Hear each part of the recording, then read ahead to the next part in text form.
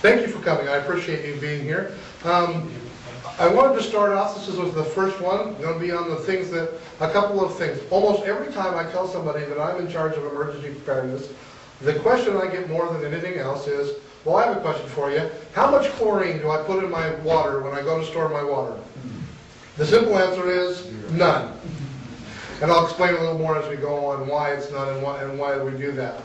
The other question I usually ask is, how much water should I store? And we're going to cover that as well. Now, if you notice, I don't have huge, big handouts to hand out to you. I decided a little while ago that oftentimes when we go to these kind of events, you get handouts, you got great ideas, you stick them in a folder somewhere, and you stick them away. 3, 4, 10 months later, you're going through stuff and you go, oh yeah, I kind of remember that, and you put it somewhere it's going to be important, and they just don't get filed. Well, all of the information that I'm going to tell you tonight is available on my website, frostcpr.com.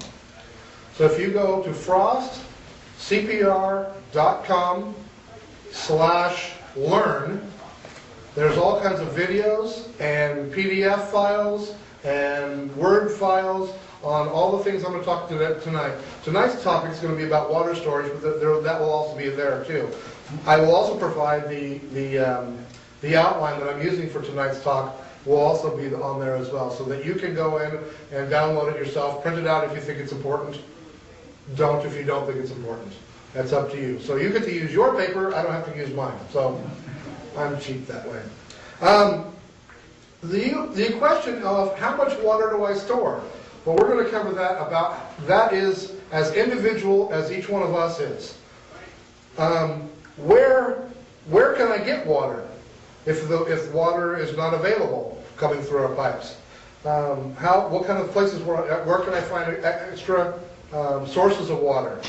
We live in California. We don't have streams. Well, we do. It's raining right now, so there's streams everywhere. But we don't have streams or rivers that we can go readily get from. We don't have a well out in Uncle Fred's backyard or those kind of things. If you do have a well in your backyard, don't tell me. I don't want to know. And then the biggest question is, if I do get water, how do I purify it? Well, the question is, how much water do I store? That's individual. Basically, when you come to the lifeguards, when we know that when you put people onto a rescue life raft, they wanted to supply a rescue life raft with enough food and water to supply the people on board that life raft sustenance for 3 to 5 days. So the Coast Guard went out and figured out how much water that you should store. And I'm sad to tell you that that's 1 day's rations. About 12 ounces of water. Yeah, for one person. That's one ration, that's water for one person for 1 day. About 12 ounces. That is not going to satisfy much of your thirst. If you are working or doing anything other than just sitting there, that's certainly not going to satisfy your thirst. It will keep you alive, but it's not going to satisfy your thirst. So how much water should you store? Well, I guess the bigger question is, how much water do you use? The average household in the United States uses approximately 3,000 gallons of water per month. That's a lot of water. Now that includes, watering lawns and doing dishes and those kind of things. But let's try to narrow it down. The FDA says that we're supposed to drink about a gallon of water a day. Well, very few people actually drink a whole gallon of water a day, but you get about a gallon of water a day through your drinking and your food and something else. So let's kind of cut that in half. For actual drinking water, about a half a gallon of water is what you would need. Is that all you're going to need water for? Certainly not. If you have rice or wheat or anything that's stored freeze-dried foods, you're going to have to rehydrate them before you eat. So you're going to need water for that. So according to the government and almost everybody who makes any recommendations is the minimum amount of water you should probably store is 1 gallon per person per day. Now the next question is, how many days? That's a good question. The old adage has always been we should store 72 hours of water. Have enough water for 3 days.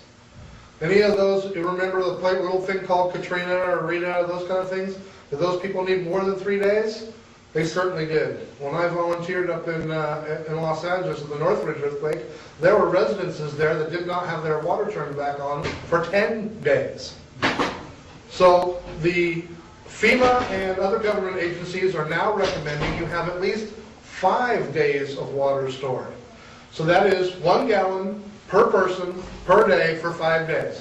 So, you want to do the mental math on that? You should have, for every person that is in your home, you should have 5 gallons of water stored. Now, is that enough? Maybe not. How many of you actually go to the bathroom every day? I know that's kind of a touchy subject. I don't mean, all of us do.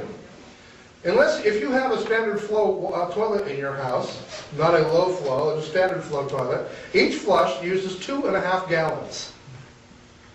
The average person, let's say, I don't know what the average is. In fact, I looked on the internet to find out what the average toilet usage was per day per person. It didn't say, but let's say 3 times. Okay, so do the math on that. That's 7.5 gallons. That's just for washing, that's for drinking, basic cooking, and going to the bathroom. That's 7 gallons per person, per day. Well, what if you have to cook? You're going to have to clean up the dishes that you cook with. How much does that take? Well, the average dishwasher uses 9 to 9.5 gallons of water per cycle. But if the power is out and you're not going to be using the dishwasher because the water is out, you're going to have to hand wash them. That takes somewhere, this is something I know about because I do it a lot when I go camping, about 5 gallons of water to wash a set of dishes. Let's say you do that once a day. And you divide that, let's say, between a family of 4. So another gallon, gallon and a half per person. So you can see quickly we're talking about 7, 8, maybe even 10 gallons of water per person per day. We haven't even got to showering yet. The average shower in a household uses 3 gallons of water per minute. Take a 10-minute shower, that's 3 gallons. That's just for one person. But you're not going to use that much because it's an emergency.